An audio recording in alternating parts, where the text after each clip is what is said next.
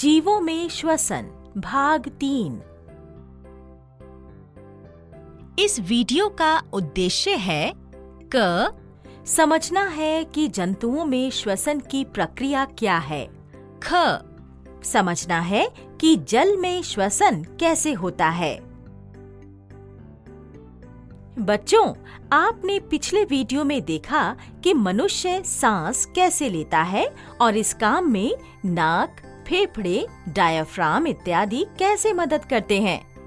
मनुष्य की ही तरह अन्य जानवर भी जीवित रहने के लिए सांस लेते हैं। इस वीडियो का मुख्य उद्देश्य विभिन्न जानवरों की श्वसन प्रक्रिया को समझना है। आइए हम मध्य प्रदेश के एक गांव में चलते हैं जहां दीपक और रमेश रहते हैं। दीपक, मुझे घर साफ करने में मदद करो। मुझे दिवाली के लिए इतनी सारी तैयारियां भी करनी हैं। माँ, दिवाली के लिए अभी 15 दिन और हैं। मैं कुछ देर खेल कर आता हूँ, फिर आपकी मदद कर दूंगा। थोड़ी देर में जाना, काम तो हम सबको मिलके निपटाना है। माँ, ठीक है, बताओ क्या करना है। यहाँ देखो, इस कमरे में कितने कॉकरोच हैं, इधर उधर घूम रहे हैं। ओहो, यहाँ देखो, इस आटे के डिब्बे में भी 2-3 हैं। माँ, पता नहीं ये कैसे इस आटे में जीवित हैं। अगर मेरी नाक में कुछ भी चला जाए तो मुझे बहुत घुटन होगी। पता नहीं ये सांस कैसे ले रहे हैं और कैसे जीवित हैं। ये कॉकरोच भोजन के प्रति और नमी से भी आकर्षित होते हैं, इसलिए कॉकरोच रसोई घर और बाथरूम में अधिकतर पाए जाते हैं। चलो सफाई करते हैं। माँ देखो, यहाँ सफाई हो गई है। दीपक, चलो खेलने चलते हैं। अरे रमेश, तुम्हारे हाथ में तो मछली पकड़ने का कांटा है। चलो मछली पकड़ने चलते हैं। झील में तो बहुत कम मछलियाँ हैं, लेकिन हम कोशिश करेंगे। रमेश, बहुत समय हो गया है, हम एक भी मछली को नहीं पकड़ पाए। अब तो मुझे भूख लग रही है। अरे रुको, लगता है मैंने एक मछली को पकड़ा है। हाँ, पकड़ लिया। ये तो तड़प रहा है, इसे वापस पानी में छोड़ दो, नहीं तो मर जाएगी।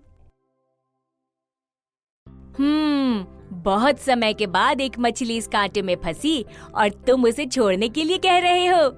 ठीक है, छोड़ देता हूँ। आज जब मैं माँ के साथ सफाई कर रहा था तो कुछ कॉकरोच निकले। मैंने देखा कि वे कम हवा के स्थान पर भी जीवित थे।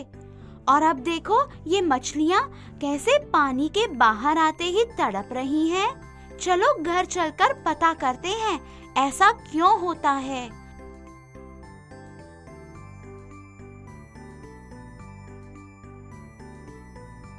माँ, आपको याद है ना, आज वो कॉकरोच कैसे आटे में भी जीवित घूम रहे थे। हम इस पुस्तक में पढ़ेंगे कि कॉकरोच सांस कैसे लेते हैं और कॉकरोच, मेंढक इत्यादि जानवरों को हमारे जैसे फेफड़े होते हैं क्या। दीपक, यहाँ देखो, मछली के बारे में भी लिखा है। बच्चों, क्या आप बता सकते हैं कि व्हेल और डॉल्फिन अक्सर जल की सतह पर ऊपर क्यों आ जाती हैं और कभी-कभी ऊपर आकर पानी की फुहार भी क्यों छोड़ती हैं? रमेश, इधर देखो, यहाँ पढ़ेंगे कि कॉकरोच, मछली इत्यादि जानवर सांस कैसे लेते हैं। ये सब इतने छोटे जीव हैं। मुझे नहीं लगता कि कॉकरोच और मछलियों के फेफड़े होते हैं। मुझे यह तो पता है कि हाथी, बकरी इत्यादि जानवरों में फेफड़े होते हैं। देखो, यहाँ पर कॉकरोच के बारे में लिखा है। चलो पढ़ते हैं। देखो यहाँ केचुआ, मेंढक और मछली के बारे में भी लिखा है।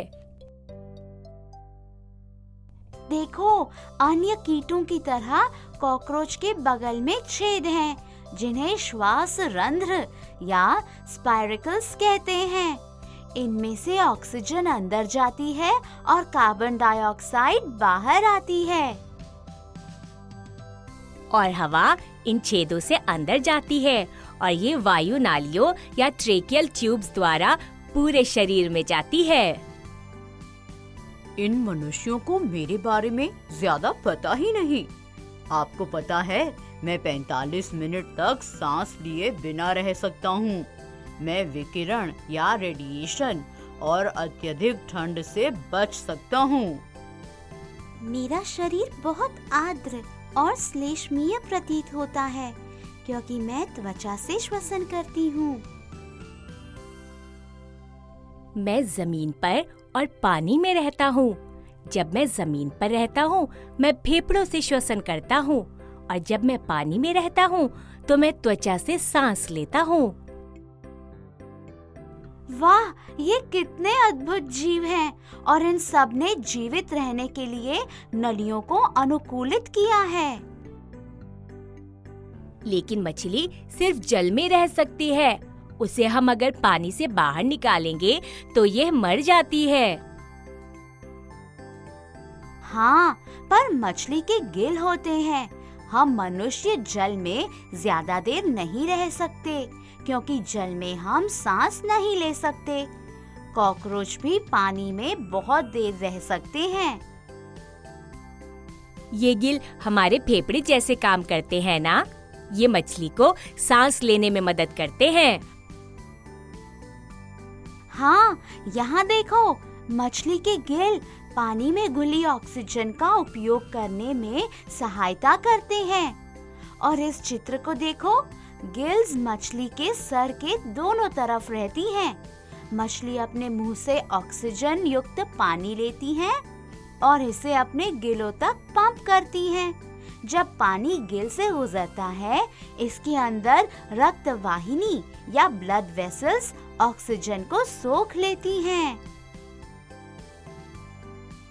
छोटे से छोटा कीड़ा या बड़े से बड़ा जानवर, सभी को जीवित रहने के लिए श्वसन करना जरूरी है, चाहे वह फेफड़े हो, त्वचा हो या गिल हो। हाँ, तुमने ठीक कहा। चलो अब घर जाओ, बहुत देर हो गई है। कल मिलते हैं। बच्चों, आपने इस वीडियो में अन्य जंतुओं के श्वसन के बारे में और जल में श्वसन के बारे में देखा। अगले वीडियो में पौधों के श्वसन के बारे में जानेंगे। फिर मिलते हैं।